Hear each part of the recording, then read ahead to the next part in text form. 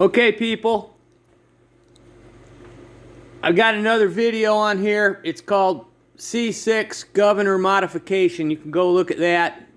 And I got some formulas I used. But at any rate, so I pulled the governor out of this car, which, by the way, is not a really fun job. And this is a Super Cobra Jet Torino. So it's got a 430 Detroit locker axle in it, one of 207 that they built, and pretty much concourse car. But at any rate, it's not a showroom queen. I drive it, of course, only on dry roads and on nice weather. But at any rate, it was shifting at 5,000, pedal to the floor, wide open throttle. It shifted at $5,000. So max horsepower on this motor is 5,600. I really want it to shift at $6,000. So at any rate, so I pulled the governor out, and here's what happened. When the governor, the secondary weights, which is that's the primary weight that's going to determine where you shift. It's the little one, 14 grams. It weighed 14 grams. The valve itself weighed 12, and it had a 2-gram little plug, metal plug that went in there. So I left the plug out. So that dropped me from 14 grams down to 12 grams. And my calculations I did, which you can see in this other video, said I should gain 400 RPM. Well, guess what?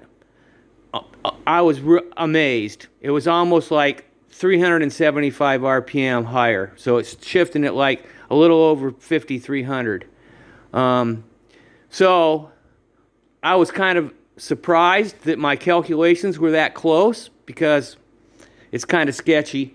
But at any rate, so if I keep on going with my calculations, it tells me to get to $6,000, that secondary valve needs to only weigh 9.75 grams. Okay? So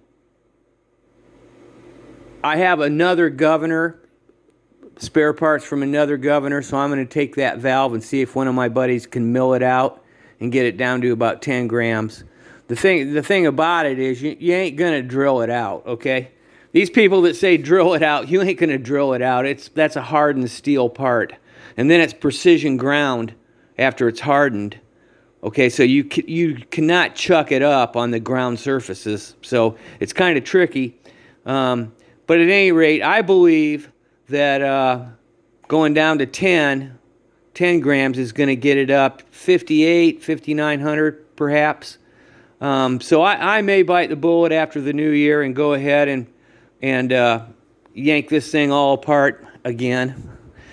Everything's busted loose now, so it shouldn't be as hard to get it apart the second time as it was the first time. I had a hell of a time getting the exhaust manifold, because I had to drop the exhaust, and 2 of the studs actually came out of the manifold. The nuts wouldn't come off. So, and you have to fight it the whole way. But at any rate, so if you go look at my other video, it'll show you the calculations I used, and you can kind of do your own math there, try and figure out where you need to be, depending on how you want your car to shift. But at any rate, this video is going to be C6 Governor Modification Test Result, is what it's going to be called. So you guys have a Merry Christmas, and I hope you have fun with your high-performance Ford with the C6 in it, and I hope this helps some of you figure out how to get this thing shifting right. And by the way, I want to tell you, I've read a bunch of stuff on the internet, and these yo-yos that say, here I'm going to tell you one thing.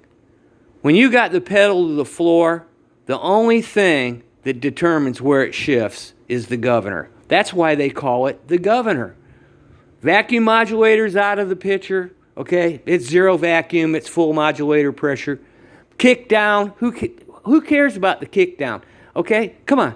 The governor at full throttle, the governor is the only thing that determines where your transmission shifts, okay? So you have full modulator pressure because you have zero vacuum, and the only thing that's going to overcome that is governor pressure, okay? So that being said, the governor, if you want your car to shift at a higher RPM, don't pay attention to all these other yo-hos, okay? You have to reduce the weight of the secondary weight in the governor. That's all there is to it. So happy motoring. Merry Christmas to everybody. Okay, bye.